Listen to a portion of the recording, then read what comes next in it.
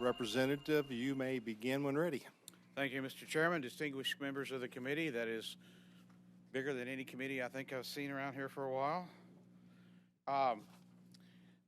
HCR 23 has to be an HCR because there is a constitutional requirement that a long time ago, due to some shenanigans, the assessors in Jackson County and St. Louis City were not elected like everybody else. And if you look at the section that this is in, you will find that everybody but them every other assessor in the state is elected. We run into that issue. And so what HJR 23 coupled with 2537 that you'll see in a little bit makes them a resident of the county. So what this does is this makes a constitutional amendment that goes to the vote of the people that says we want to make sure that all the assessors in the state are elected. And part of the reasoning why is that I believe you should have a direct recourse to your assessor. Right now, we experience rising assessment rates in Jackson County where our assessor is not elected, and I have no recourse to them. They're appointed by the county executive, and so what happens is if I'm a disgruntled person, my only option is to go to and file an appeal and go to the Board of Adjustments and make an appeal for all of that. I don't have a chance to say, I don't like the job you did. I'm going to elect you. I'm going to get you out of office. That's been a problem. And so if you look at this, I know there might be some other issues in St. Louis about how and what with some of their employees.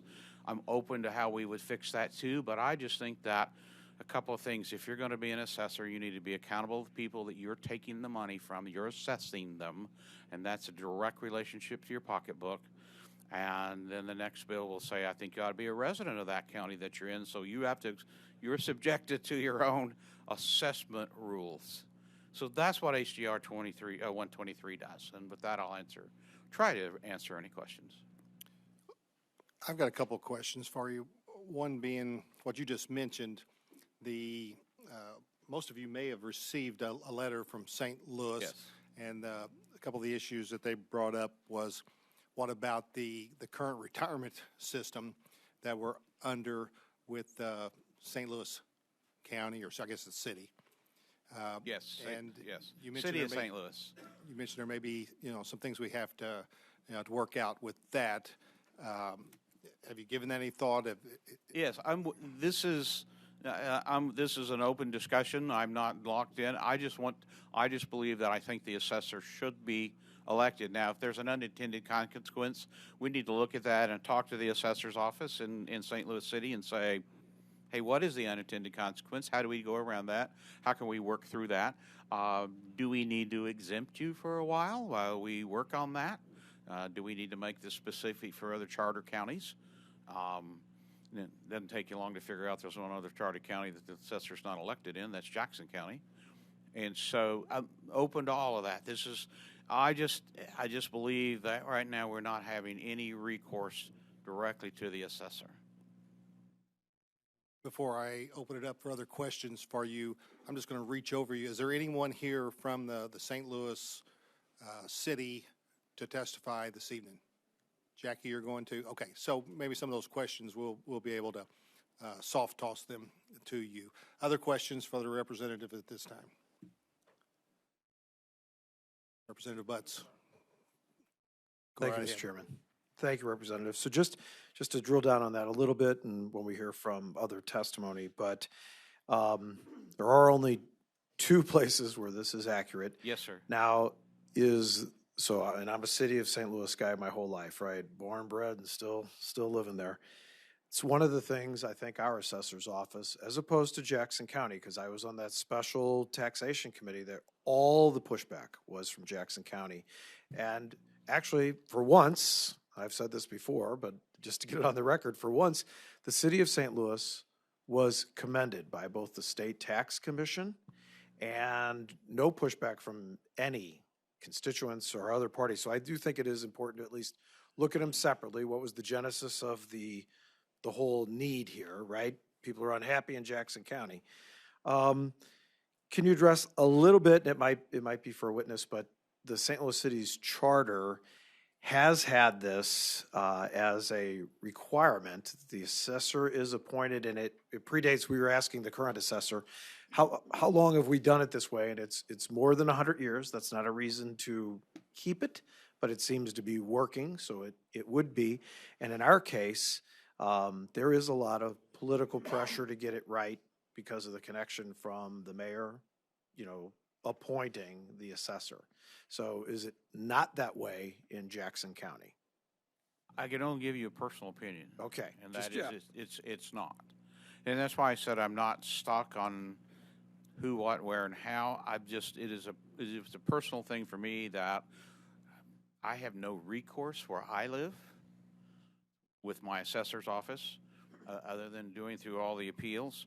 We did put in this bill, though, that the charter would have to be changed. So if there is a charter issue, which is again those unintended consequences that if we need to look at, Okay. more than willing to look at, more than willing to talk to your St. Louis City assessor. And again, like I said, if we come to a conclusion that we need to exempt that for a while, I'm good with that. You really know, I think you're understanding where my shot is in this. Yes, I do. Where And the I bullseye appreciate is. you, shading it that way. Yeah, and so, I'm willing, if the people of St. Louis City, who you represent, feel that this is something necessary to have a direct representation, I personally do, but that's my personal opinion.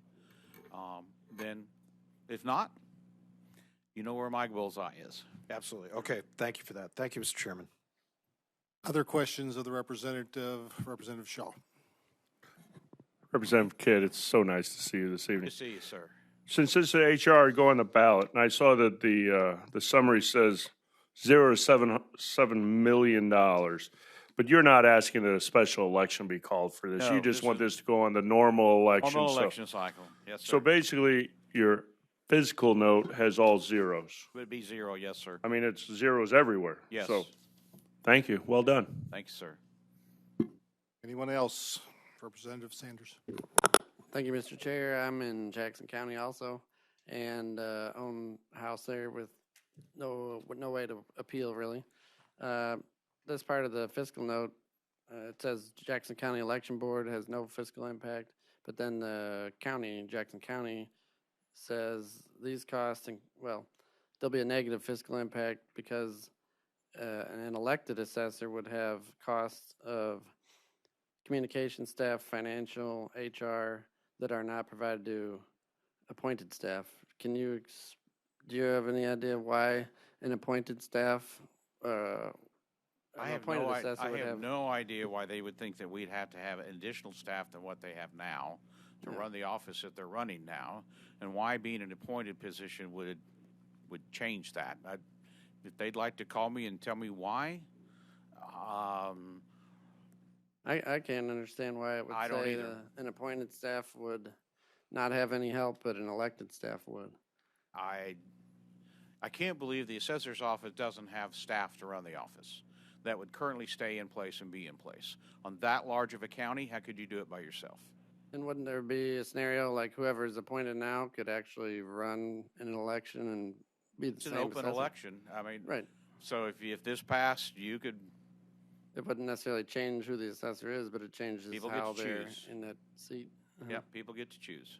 I think If they want the choice is colonel good. assessor and they want to file for office, they may. I think choice in Jackson County would be good, and But right now, we have no choice. what's good for the rest of the state would be good for Jackson County. Yeah, but right now, we have no choice. Thank you. Thank you, sir. Representative McGurl. Thank you there, Representative, for being here. I do have a question, since I was on that committee that when we had those hearings out in Kansas City regarding, is the assessor, how are they working on their appeals? Are they getting their equalization board hearings? Are they caught up on those, or have they? I don't currently know. I just know that I've gotten several calls from people that said that was a useless waste of time. And I can't phrase it, I'm sorry to make it sound so almost crude that way, but you didn't hear the phone calls. They were a lot more crude. Well, we heard from numerous witnesses up there, so yes, we did hear it also. Yeah, so, But I just was wondering because they were like 20,000, 21,000. they're way, I don't know the current behind. status, sir. Okay. I didn't even think about looking that one up. Okay. Thank you. Thank you. Does anyone else on the committee have a question? Representative Adams, To inquire, proceed. Chairman. The St. Louis County used to have an appointed assessor, and now it's elected. How did they change that rule? Because I was not down here then, so. For some reason, just the city part was exempted and not the county part. Then how did St. Louis County have an appointed assessor for a number of years? I don't know, sir. Good question. Yeah, I was wondering how it changed, because I know it changed. Somebody either made, I do not believe St. Louis County was originally in the constitutional, it was excluded. I don't believe it was excluded. Just St. Louis City was excluded and Jackson County.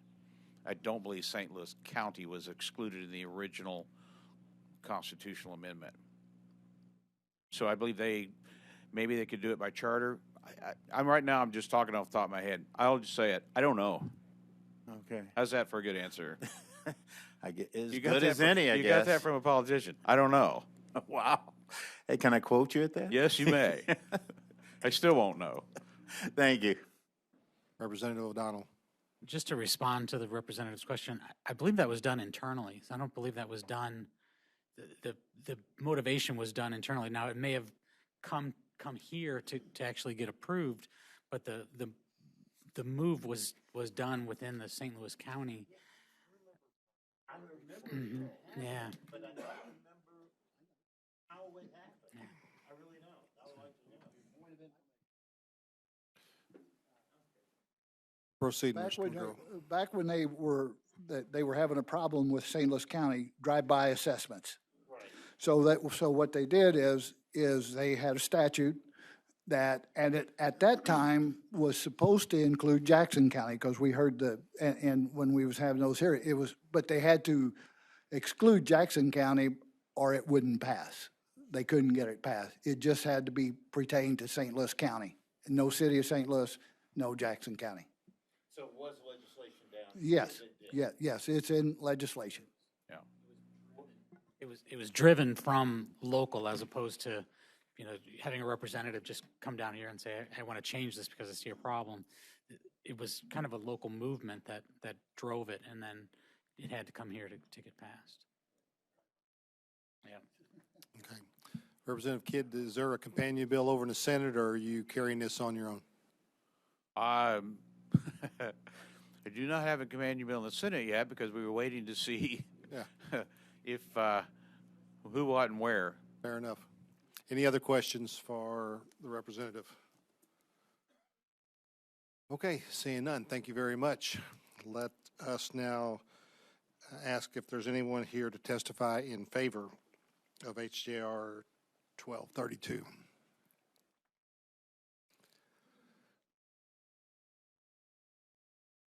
Okay, is there anyone here today to speak in opposition to HJR 123?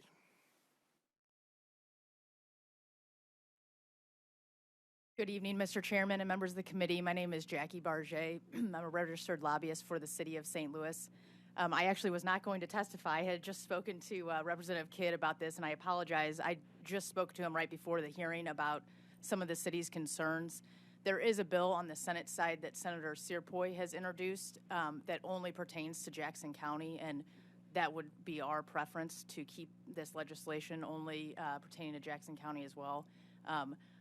You're probably going to be disappointed with my ability to answer your questions, but the city assessor, I will make sure that you get all of the questions answered about the retirement, everything else. But it really does boil down to, it is stated in the city charter that, and to Representative O'Donnell's point, that is how St. Louis County changed theirs as well. Just from a political standpoint, with political influence during a campaign, the city feels that it being an appointed position where that individual can be an independent not influenced on either side is the best route for them to take. As Representative Butts said, the city has been commended on their ability to do this in the past, so we would respectfully ask that it not change. Very good. Questions of this witness? Representative Sander, Thank you. To inquire. proceed. Would it be the city of St. Louis opinion that the other 112 counties in Missouri are doing it wrong then? I don't think so. I think, as you all know, as we discuss the city of St. Louis in this building often, it is a little different and unique of an animal than the rest of the state. So, no, I would not say that. I think it just has worked very well in the city. And Can you think of any differences of why Jackson County would be good to fit in with the 112 counties versus St. Louis City? I would say from a historical standpoint, if you're looking at records of how it has been done in the past, I don't know if it has to do with the individual or not, or the process that it has historically. If you compare the two, I would never speak ill of Jackson County, but St. Louis City has done it correctly, haven't had any bad remarks or glowing bad remarks in the past, I guess would be the only. I'm sure there are also physical differences between the two, but I don't want to speak out of turn. Maybe even St. Louis City versus St. Louis County instead of Jackson County. Well, how do you compare the two of those on assessment? I don't want to speak out of turn. I do not know, but I can probably get you a bunch of data on that, and I can come by and talk to you about it. I'm really curious about what staff is there with the city of St. Louis assessor, because it said in the one fiscal note about there's no staff or is staff, but if you could kind of give a organizational chart for the assessors in city of St. Louis, Yeah, that'd be helpful. I can get you one of those for sure. Okay, thank you. Any other questions of this witness? Seeing none, thank you very much. Anyone else in opposition? Anyone here for informational purposes only? Seeing no further witnesses, that will conclude the hearing on HGR 123. Representative Kidd, come back up, and now we will hear House Bill 2537 when you're ready, sir. Okay. Again, this goes with everything else that the assessor shall be a resident of the county or the city, not within a county, from which the person was elected. So this would make them have to live in the county in which they are the assessor. That's the total intent of that part. Very good. Questions of the representative? Seems pretty cut and dried. Thank you very much. Is there anyone here to testify in favor of? In opposition to? For informational purposes only? Thank you very much. We're going to move on. We're going to hear Bill 1472, sponsored by Representative Pike. Begin when you're ready, ma'am.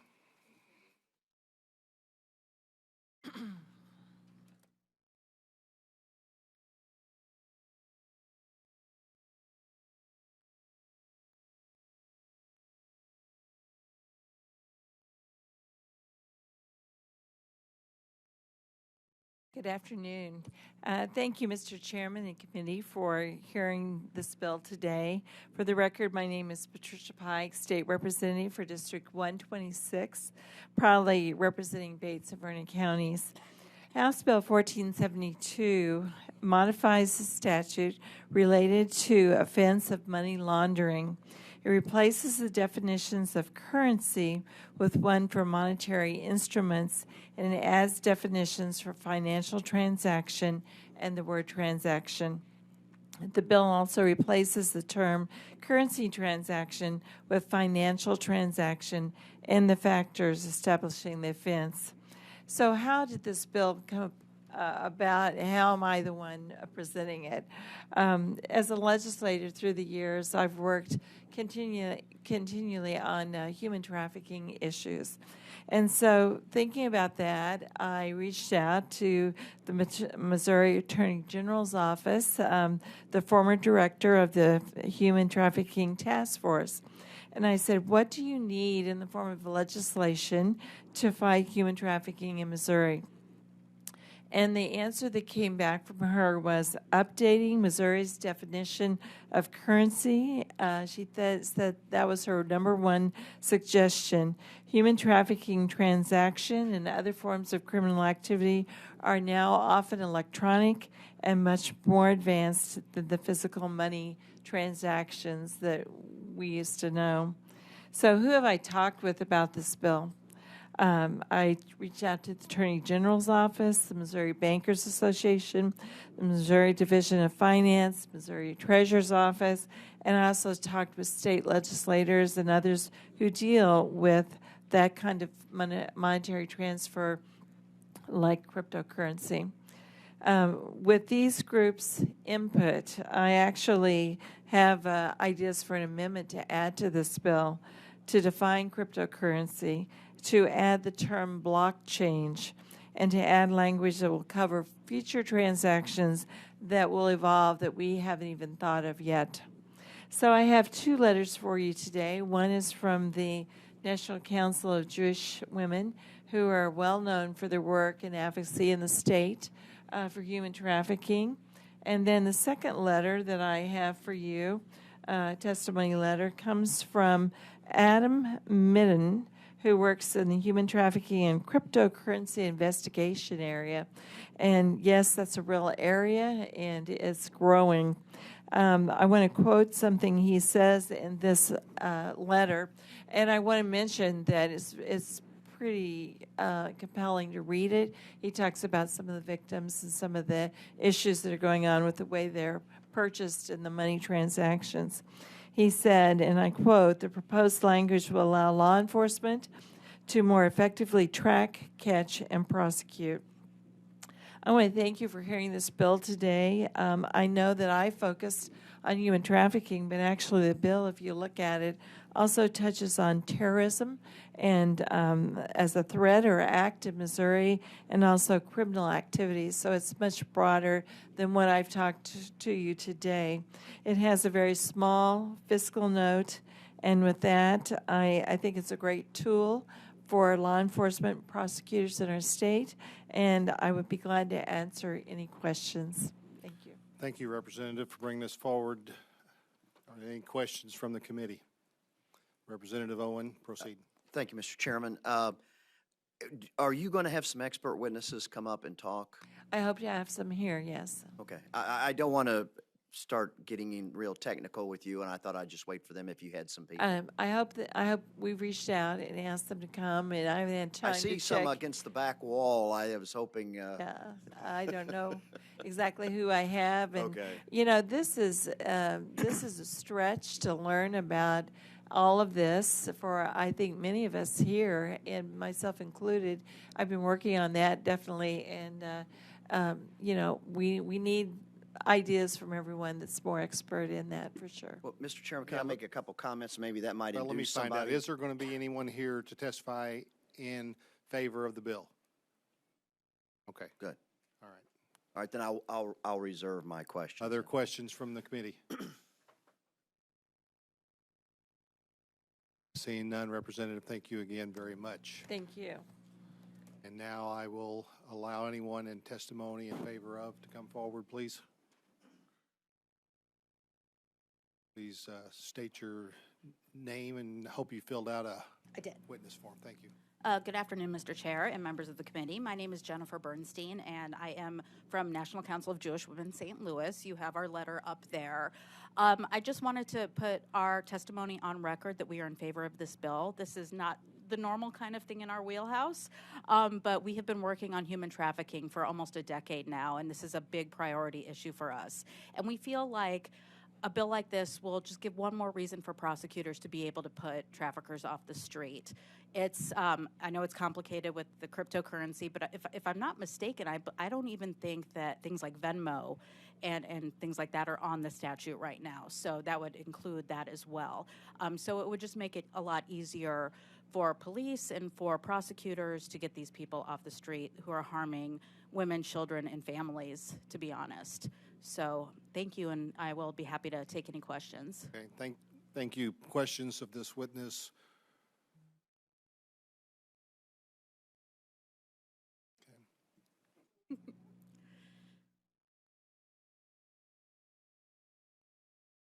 And please feel free to read the letter, tonight when you have nothing else to do. So, All right, thank you again. thank you. Anyone else to testify in favor? Is there anyone here to testify in opposition to? Anyone for informational purposes only? Representative Pike, again, thank you for bringing it forward. And we will now move to House Bill number 2370, sponsored by Representative Evans. Begin when you're ready, sir. Thank you, Mr. Chairman. I just first apologize. I was next door, came in a few minutes late to your hearing, but made it in time anyhow. I am David Evans with the 154th District down in southern Missouri, and I'm proud to file this bill on behalf of public defenders across the state of Missouri. It doesn't make a huge change. I don't want to use the word small. Not a huge change in Missouri law, but to those in the business, a very important one. When the Public Defender's Office was created in 1982, so that's 40 years ago, for some reason that has been lost to the lost in time, the original bill, we believe, said any private donations that an individual might at some time want to make to public defenders across the state had to go into general revenue. And lo and behold, maybe for the first time, I don't know, last year somebody wanted to make a sizable donation. They could not accept it. So they asked that I file a bill to make that change, that the department, through a new state fund, not directly to the public defenders, could make a deposit into a state fund, a donation to the state of Missouri on behalf of and for the benefit of the public defender system. The state treasurer would have to approve any use from any such donation. And by why I say not huge, I'm sure they're hoping that millions of dollars will pour into that fund every year. She's here to testify, the state director, but perhaps this is the only such occasion in the last 40 years that somebody has so requested. So may not occur. Why would one want to make was a question asked of me. It's an important mission in our country that the defenseless are defended. In the state of Missouri, this is the structure in 1982 that the state set up for that very purpose. So when you stand in court, sometimes with very, very serious charges, somebody is there in your corner. You're guaranteed that right by the Constitution. And again, this is the way the state of Missouri made a decision to, from 1982 forward, to provide that required constitutional service for those that could not afford it themselves. So very important. Another question that was asked beforehand by the chair, a couple questions. We've looked into it. I've talked to House Budget, done a little research. At this point, there could be other such statutes out there that say you can't receive public funds. We couldn't find any. This is kind of unique. And on the other hand, there are statutes that specifically allow, quite a few of them, for example, state hospitals. You can donate to a state fund for the benefit of the School for the Deaf and other such things. So those are fairly common. It is, I can't say totally unique, but it is a oddity at least to say that you can never donate directly through a fund on behalf for the benefit of a particular state service. And this is a service, direct service to the public that the state of Missouri provides. So that's why the whole thing was created, again, to defend the defenseless. And they just want the opportunity, if ever again somebody out there wanted to offer a donation. I don't think they're going to go out and solicit a bunch of money to come into this fund, but if it occurred, the opportunity would be there. And there are folks out there that believe deeply in this system and want to help it. I don't want to deny that, but there are. So pretty simple bill, not a huge change, but 2 public defenders, an important one. Let me clarify first. This would be allowed to go to a specific, not just to the pool in general. Correct. And there are other such funds for, as I said, like schools for the benefit of individuals across the state, and other funds. We've got a ton of funds, special funds around the state. And the state treasurer would specifically have to approve any expenditure. Representative Billington, Yes, I just wanted to draw. proceed. Yeah, I was just wondering, with it, whoever donate with that, will everybody can, that be public information that anyone, that we would know who donating? I would have to check on that. I don't know. Although I'm on budget, I don't know. There is some in this country, the ability to donate privately as a constitutional right. If you donate to a public body, would that be public? I would assume so, but I'm not 100% certain. Representative Shaw, To inquire. proceed. Thank you, Mr. Chair. Representative Evans, I like the idea, I think. However, what would be the so let's say I run into some money and I decide public defender's office where I'm going to donate the money. What am I going to donate it for? What's the purpose to help donate to the public defender? They're funded by the state. Is this for, what purpose would it be for? Or what could the disbursements be used for?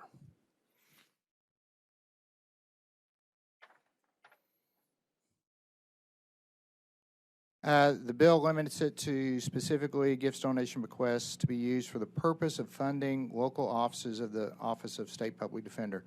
I assume the donor could make a specific request. For example, my area, the West Plains office of the Public Defender System, I want to give them $100,000. The state treasurer, and if the Public Defender's office agreed with such a use to that one office, could make that request of the state treasurer, and whether or not they approved it and whether or not they requested it is another thing. But I assume you could, as a donor, make that request. I don't think there's a guarantee it would go to that specific office. But what would the funds be used for within the public defender? Is it to get better lawyers, better? No, the public defenders, they do have a system where there are conflicts. Those conflicts go to private attorneys and to a very set system in the state. But individual attorneys cannot, like they're state employees, they can't get bonuses. There could be used for investigation. It could be used for equipment. Potentially, if it was a big case, like a murder case, they might be able to do additional services, and primarily investigation, depositions, things of that nature. In big cases like that, they're very, very expensive to defend as well as to try on behalf of the state.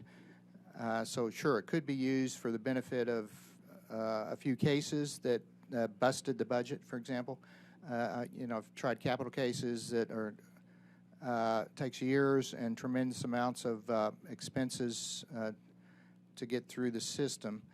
So possibly on an individual case, possibly for the benefit of equipment and other investigators, things of that nature. I like the idea, but I'm skeptical of what could happen.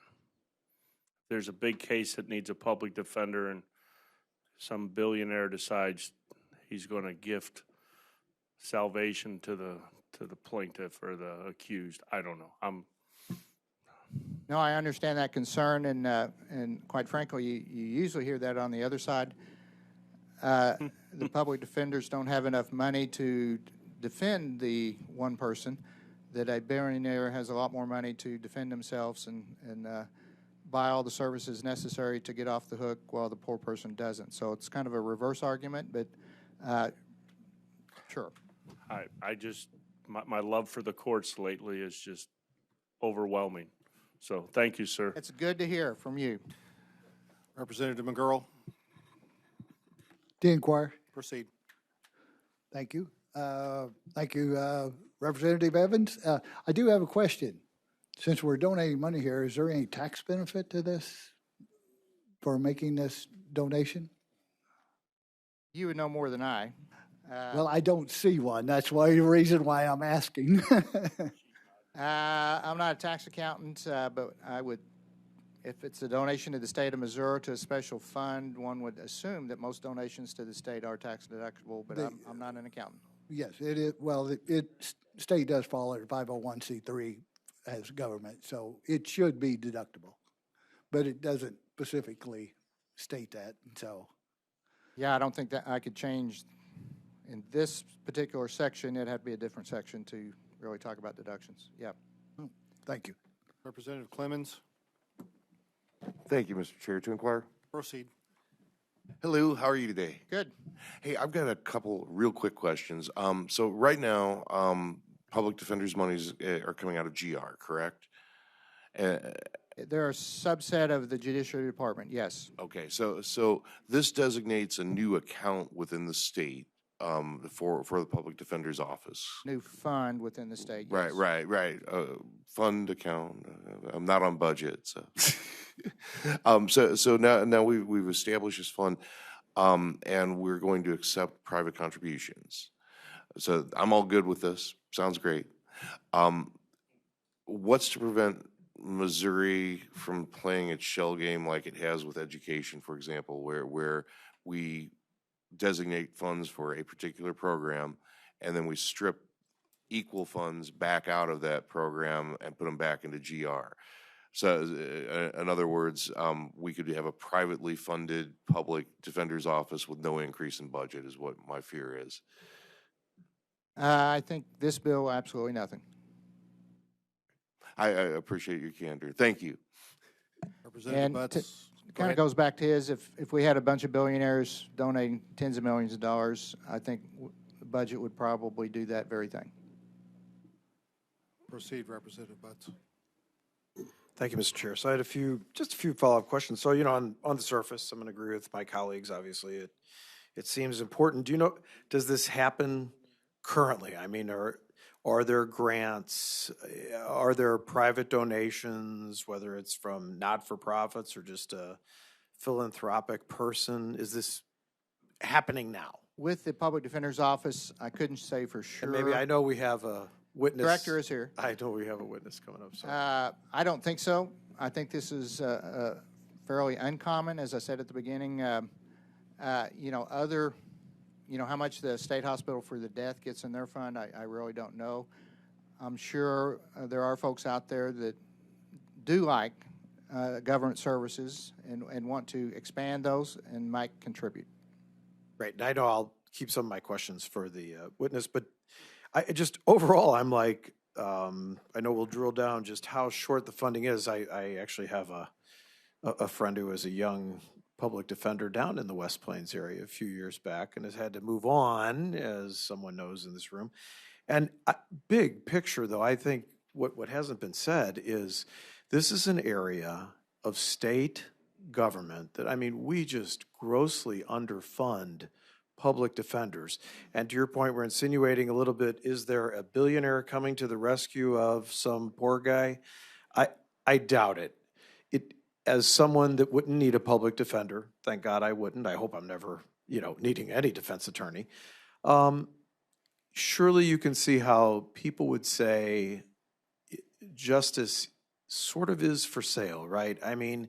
If you're stuck with a public defender, especially the caseload and the pay, so we can't, just like we were debating earlier today, we don't pay the state employees enough. This is a really good example. We just grossly overwork the public defenders and underpay them. So you just got to know deep down in your background, you must see it, that those defendants are not treated the same as an affluent defendant. How could they be, right?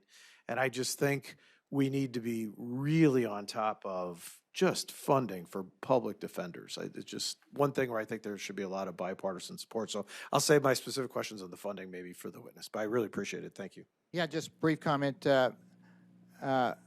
Most public defenders, like most attorneys, I think do a very good job in representing criminal defendants. It's actually the responsibility of the court. If the attorney has failed in their constitutional duty of representation, then that is a reason the judge can set aside a verdict against the defendant if there's a complete failure of that representation. So typically they do a very good job. Any other questions? Seeing none from the committee, is there anyone here to testify in favor?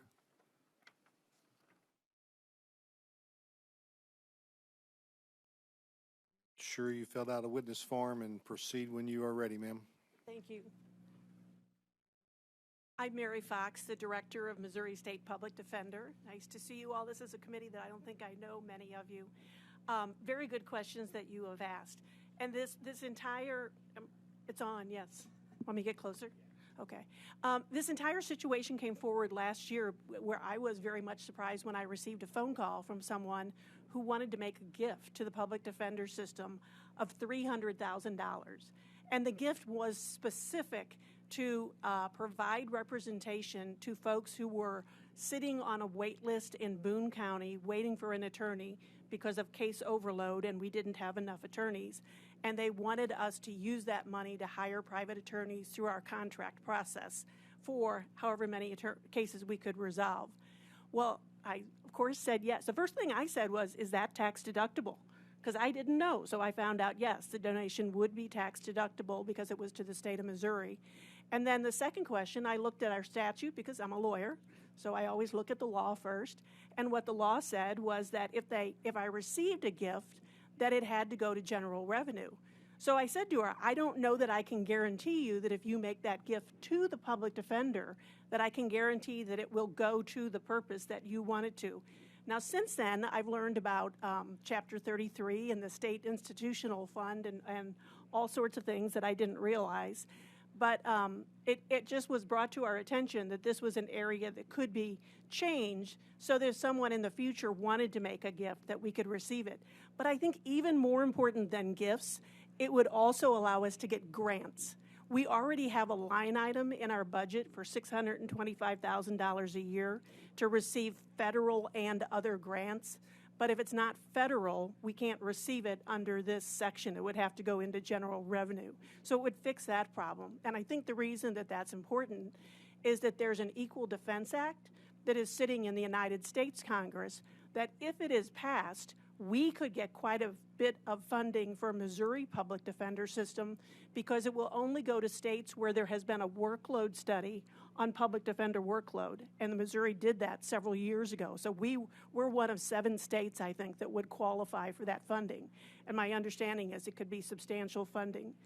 So I think this would fix the problem. Do I think we could fund the public defender system through gifts and grants? No. And I think that this has never been an issue before because the public defender did not solicit those gifts and grants in any great number because of that fear that if we solicited the gifts and grants, that the general revenue would be decreased by that amount. So the directors were putting their efforts in other ways. But what we've done in the last couple of years since I became director, we applied to the VISTA program, and we received 2 VISTA volunteers for a year it was a direct service grant, so it didn't involve money, so it worked. But we received 2 VISTA volunteers for a year who redid our entire indigence determination process so that we could make certain that across the state we had a consistent indigence determination process because that had always been a complaint about the public defender system, and we fixed that. Right now, we have a grant pending with the AmeriCorps Foundation, asking them to provide us with 5 social workers who would go into our offices that serve 5 of the poorest rural counties in Missouri to provide services to our clients so that they could connect with community services and hopefully once they're finished being our client that time, they won't become our client again because they will have received the services that they need. We've also looked at grants from the Missouri Foundation for Health. The clientele that we serve is the same clientele that the Missouri Foundation for Health would like to serve in terms of making certain that they are connected with the resources they need.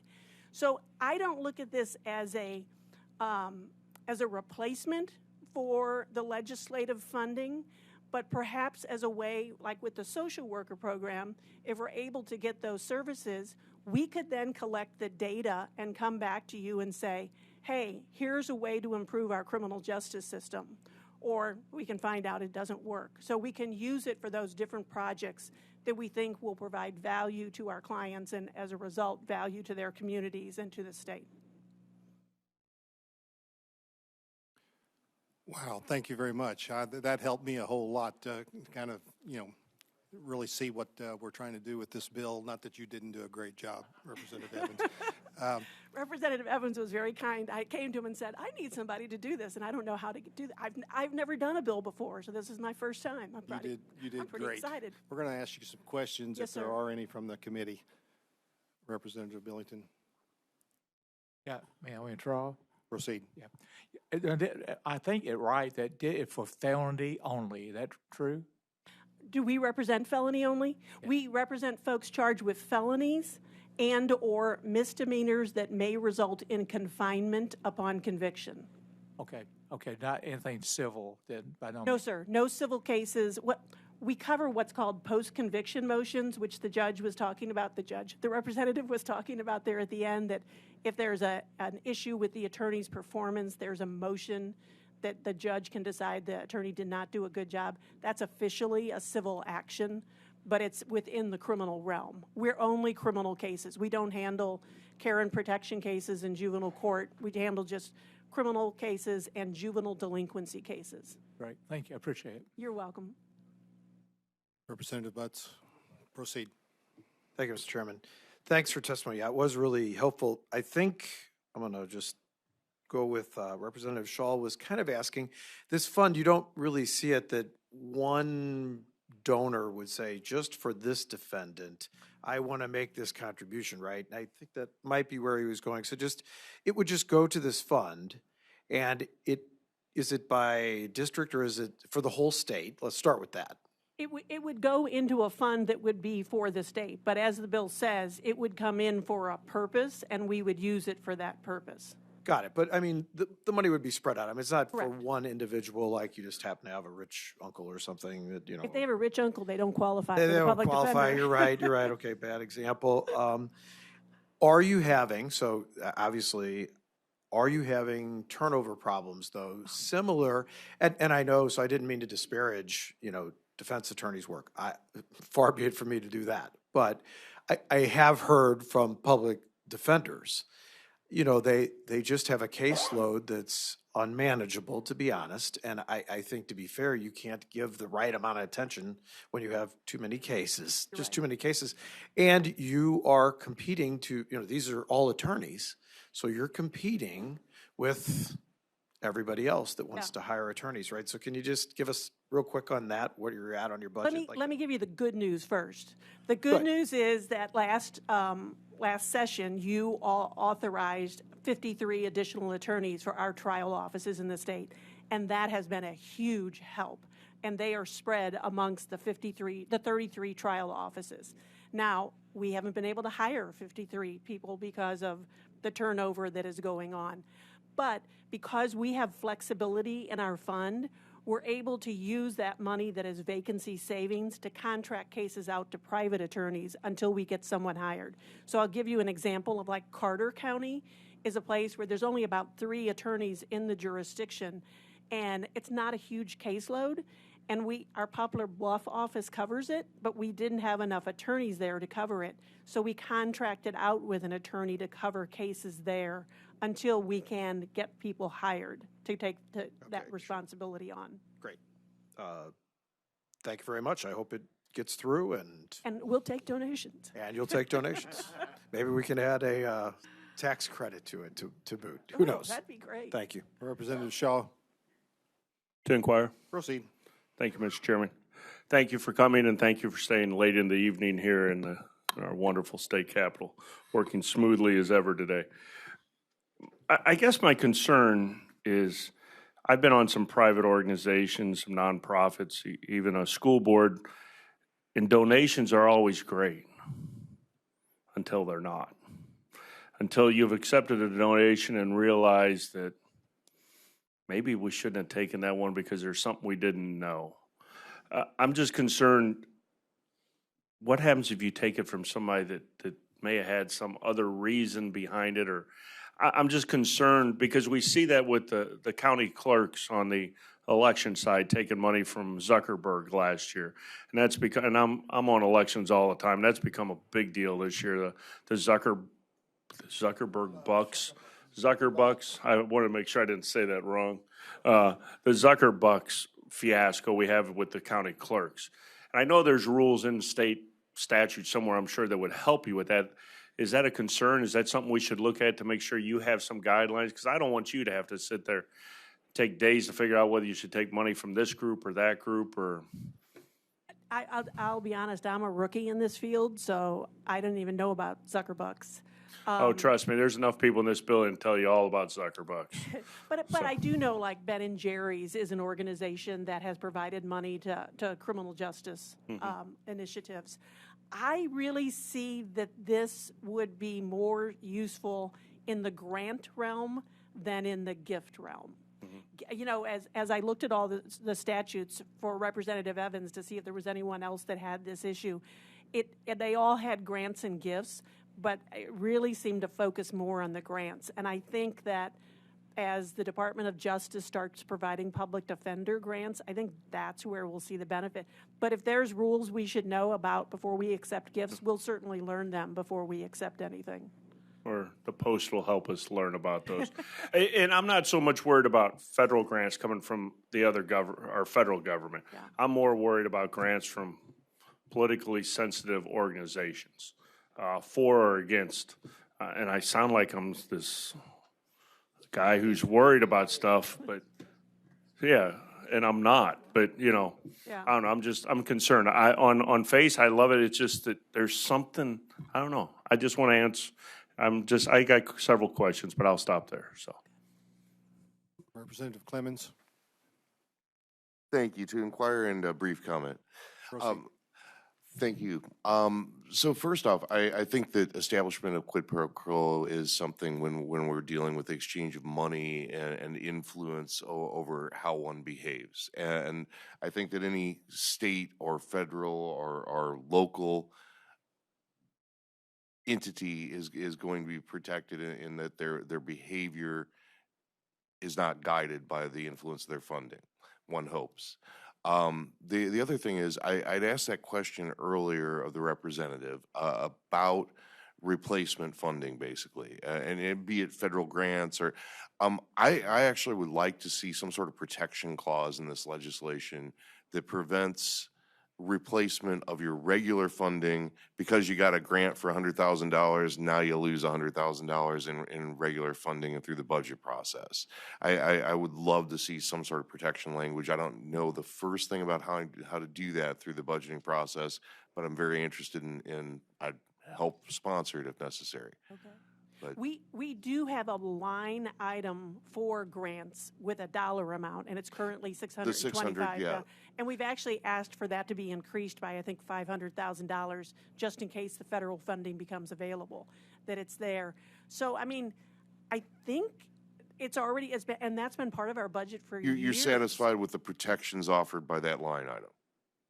Boy, I am until something happens, and then I won't be. You know, I said I'm a rookie on this, so, and I'm also very trusting of people, so I'm assuming that it wouldn't happen. All I can say is the Budget Committee has been very good to the public defender system since I've been involved. So I feel very hopeful that they would not do that. I appreciate that answer. Thank you. Any other questions for the committee? Thank you again for your testimony. Thank you.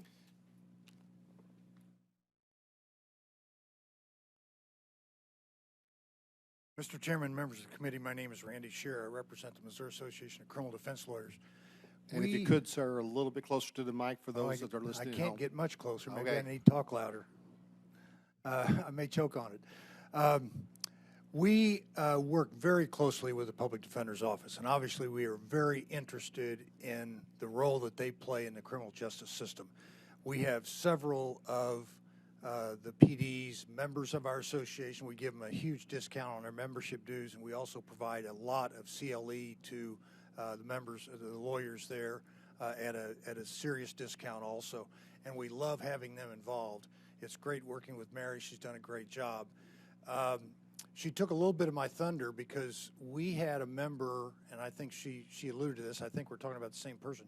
We had a member about a year ago that wanted to help the system. She was a member in Columbia, and she wanted to donate the $300,000 that Mary referenced, and the mechanics of that were just very, very difficult. And we all know if you watch the appropriations process, there are funds all over state government, specific funds that are doing just this, what this one does, and we think this would be a tremendous asset. I think we had a, I kind of hesitate to say this, but we lost a past president and a big member a couple months ago from Springfield, and there's no doubt in my mind that I think if this was available, that his family would be interested in helping out. Representative Shaw, I appreciate your thoughts about that concern. I don't have that same concern because of the way this money would go into a fungible fund, and then it would come out of that fungible fund and be allocated out under the direction of the director, and it is ultimately used in the judicial system for that process. So I don't think I appreciate you bringing that up, and my first thought, if you had an uncle or a friend that had $1 billion, they'd probably go hire the attorney themselves instead of go through the PD's office. But anyway, we support it. We think it would be a great asset for them to use it in ways that would help the judicial system and the criminal justice system. So, Thank you. Any questions of this witness? Seeing none, thank you very Mr. much, Chairman. sir. Anyone else in favor of this bill to testify?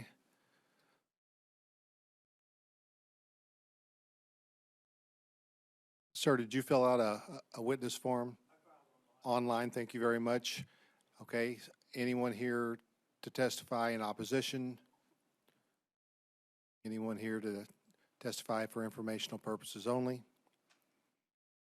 Okay, then we'll switch chairs and we'll hear the last and best bill of the day.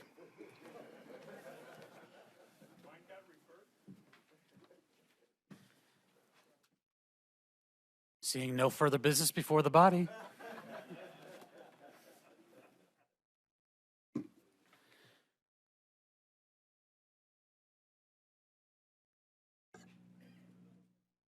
Representative Francis, when you're ready, please proceed.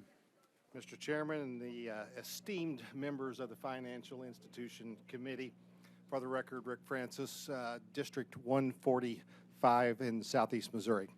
House Bill 2127 creates a penalty provision intended to address the ATM smash and grab crimes that we're seeing here in our state.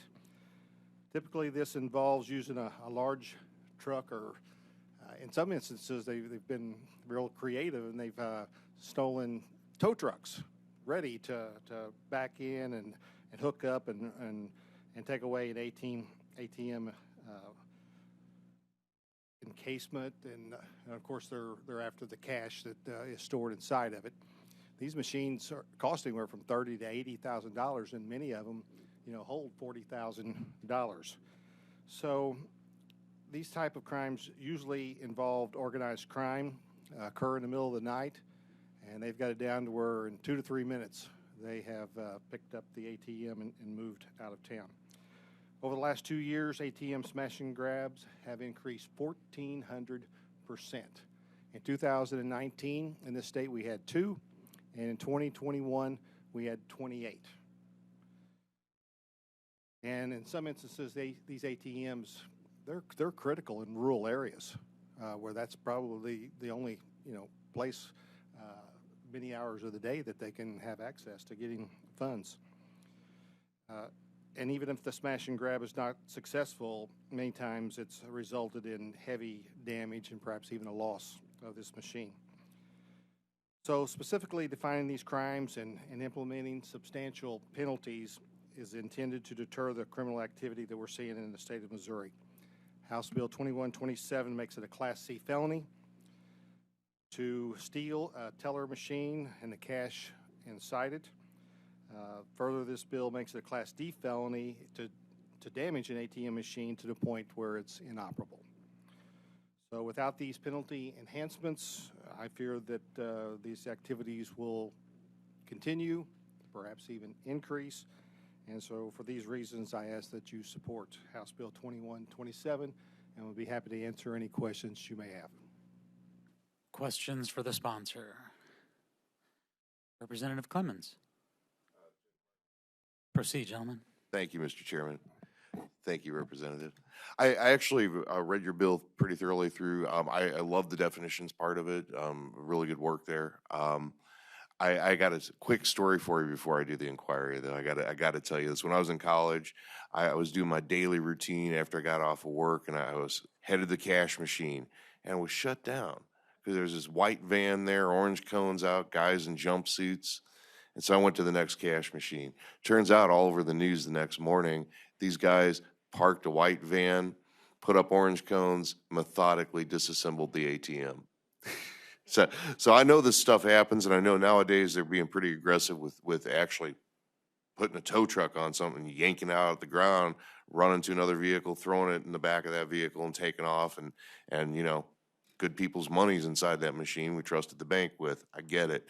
And I love the definitions because I think some of these definitions were out of date to the way things look in the modern world, particularly talking about teller machines, because I think teller machines is probably a brand new piece of technology. You know, I've only seen them the last couple of years myself.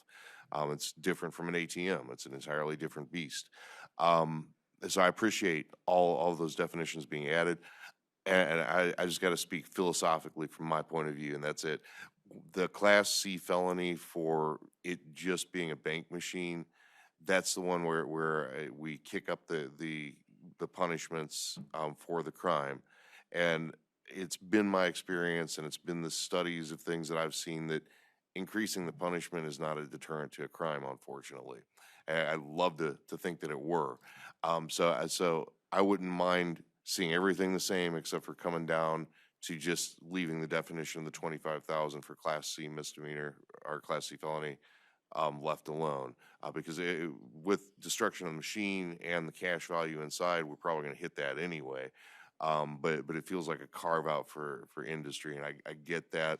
But I actually like the legislation except for that, and that's my philosophical place, and that's the only place that I'm at with it. I appreciate your work here. And I appreciate your perspective, but what we have seen with the increased penalties in Texas, in Arkansas, has really deterred this activity. Don't they just shoot them in Texas on site? And so we're hopeful that the penalty provisions strengthened in here will deter it and perhaps move it on to another state. I'd love to see the data on the increased penalties providing a downturn. I would like to see that. And I appreciate you again. Thank you. Further questions for the sponsor? Representative Sander? Thank you, Mr. Chair. To inquire. Proceed, gentlemen.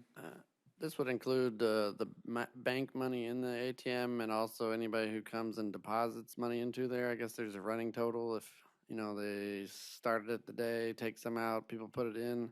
Also, you can make it deposited in an ATM also. But I guess there's, I don't know much about it, but. Yeah, there's probably some expert witnesses behind me that can answer that. All right. Shaking his head. Thank you. Further questions for the sponsor? Thank you, Representative. Anyone here to testify in support of House Bill 2127? Mr. Chairman, members of the committee, my name is David Kent, registered lobbyist for the Missouri Bankers Association, here to speak in support of House Bill 2127. Thank you, Representative Francis, for sponsoring this bill. I did a great job of explaining the issue at hand and the bill and the legislation and the fix for this. What we have seen in sort of the last couple of years is it's typically a group out of Houston, Texas, that is driving up into Arkansas, Missouri, Kansas, neighboring states, and they are extremely sophisticated, and they are literally in and out in a few minutes with either the money, ATM machine, et cetera. Texas has just passed legislation last year. They had a task force that they had put together, all, with the banking industry, et cetera, and came up with some legislation, which is what this bill is based on. As far as hard data, whether that has served as a deterrent, I don't know that we can pull up numbers. I certainly think that it has had an impact of where this organized crime unit is traveling to. They're typically going to states that don't have a specific penalty provision for this type of crime. One of the questions that we have received about this bill is, couldn't you just charge these folks with stealing or with property damage? The short answer is yes, you could. What we have heard from the prosecuting attorneys, though, is that it may be difficult to do that, or there may not be an appropriate penalty for a specific, whether they just did some minor damage to make the machine inoperable. So we're trying to provide some clarity here and make it a little bit more straightforward for prosecuting attorneys to be able to charge for this type of crime. I know that we had some other questions that I'm forgetting off the top of my head, and I apologize for that. So I'll pause there and see if I can help answer any other questions. Any questions for this witness? Representative Owen. To inquire, Mr. Chairman. Proceed, gentlemen. Mr. Kent, as I'm sitting here listening us talk about ATMs, we also have issues as far as people putting devices where people use their credit card. Yeah. And I'm just wanting to know if you feel like we are fully addressing that issue as well, because I mean, to me, you might as well kill two birds with one stone. And I believe that we passed some legislation a few years ago specific on that topic, but let me double check on that. And if you see the penalties are sufficient enough, and if they're not, yeah. maybe we need to, if we're going to address this, we might as well address both issues. Particularly at, gas stations, fuel pumps. That's absolutely, I know exactly absolutely where you're headed. huge Yeah. problem.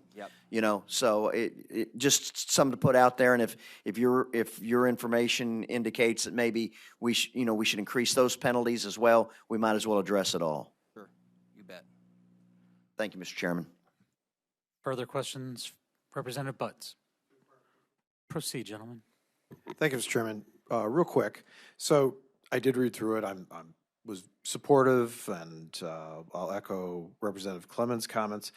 When you steal from the ATM, I mean, isn't it just like also stealing from the bank? Doesn't the FBI get involved? Aren't there already? I mean, Potentially, what we have kind of learned through this process, though, is burglary. You think of burglary, but that's actually taking money off of an individual Right. person. So burglary wouldn't apply if it's an outdoor ATM machine. You're not inside. You're outside. And you're not. It's not the same as so robbing the bank. It's not, or it may not be. That's what prosecuting attorneys have told us, that there is some difficulty in trying to try to narrow it down to the point where what can they charge this individual or these individuals with.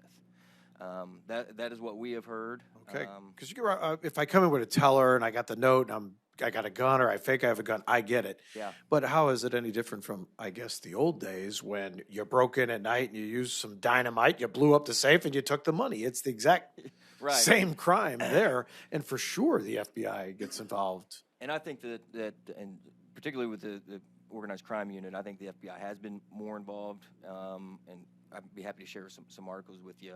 Okay, so on we'll that. do Yeah, that, yeah. and we'll ask a couple attorneys. I'm just saying, I really thought this was more federal law when you robbed the bank. I didn't think it was a state law issue. That's all I'm saying. So we'll delve into that a little bit more. We'll be happy Thank to you. dive into that more. Thank you, Mr. Chairman.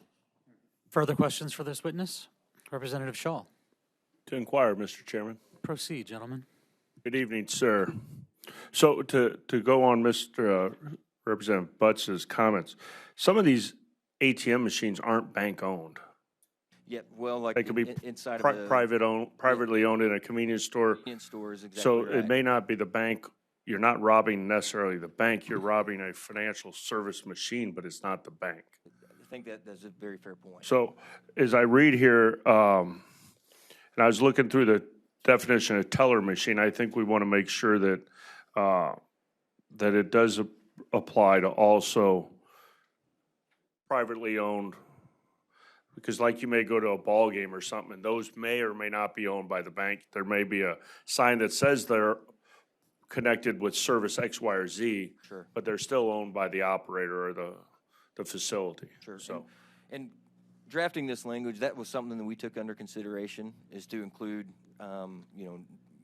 ATM or ITM machines that aren't owned by a bank inside of a convenience store. so you think that covers it here? Well, we'd be happy to work with you on that. We certainly don't want to exclude, I mean, you see that on TV all the time, on the news, someone driving into a convenience store. Yeah, with backing a right truck. up, Yeah, and then. taking a Busch Light they're and typically and much the ATM smaller. machine. Yeah, and they're Yeah. typically much smaller than what you see at a bank. But we'd be happy to work with you on that That, language. and with the cost of goods here, I know it's hard to get ATM machines because they're so backlogged. And with the cost of services now, I'm sure with this legislation, we can see ATM cash fees go down, you think, if we have less ATMs being stolen? No comment. I appreciate the bankers always working to help us. Thank you, sir. Thank you, Representative. We'll get that amendment drafted right away. Further questions of this witness? Thank you, David. Thank you.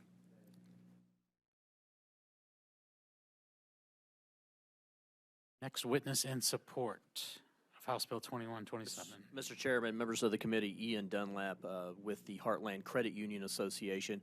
We go in full support. We too are having this issue all over the state. We've had credit unions had their ITMs ripped out, and when you're talking about replacement costs anywhere from $40,000, $50,000 up to $85,000, and can be hundreds of thousands of dollars in these machines, and take these out of service in a rural area. It's a major deal. We had some issues here in mid-Missouri, and because of not being able to get ATMs, we were down service at a credit union for 2 months. It took to get the machines in, and so whatever we can do to help thwart this activity, we would definitely be in favor of that. And kind of regarding some of the penalties, some of these folks, they do get away, but we had an incident too where sometimes these criminals do catch themselves, where these penalties would really can get them. Regarding especially the increase in tampering, we had one a ATM here in mid-Missouri where the criminal was able to, I think, pop the case off, but they couldn't get in the cash. But they went next door to the convenience store, and all that was on video, and the person was subsequently arrested. So with those extra penalties, we can really go after folks as well when we do catch them. But yeah, we are in full support.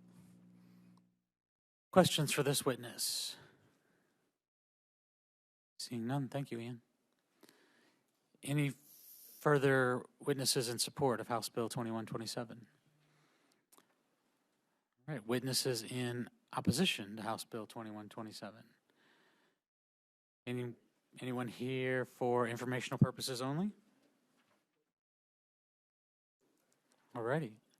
Seeing no further business before the body, we are adjourned.